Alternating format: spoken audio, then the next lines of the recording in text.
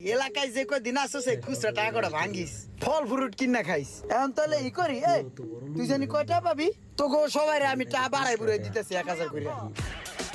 বন্ধু স্টপ শোন, তুই আমার বন্ধু মানুষ, টাকা কয়টা পামু দেওয়া লাগবো না। তোর কাকাই যে বিষয়গুলো আনছে ওখানতে আমার লাগে একটা ব্যবস্থা হইব নি।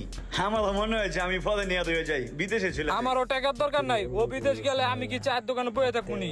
কাকাই কইছে ভালো মানুষের ভিসা দিতে, তোরা দূরে যে খেসর অল্প কটা টেল লিগে যেই ধরুন রে দিছিলি, তোরা এত টেয়া তো বিদেশ যাইতে পারবি।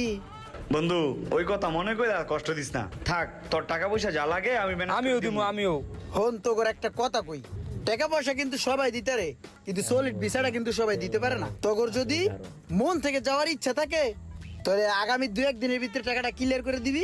আগামী সপ্তাহে আমার লগে যাবে, একসাথে আমরা বুরুজ করি 40 তলায় থাকবো, মজা করবো মন বই বুঝিস নাই। তাহলে হাত মিলা থাক, তাহলে টাকা ম্যানেজ কর।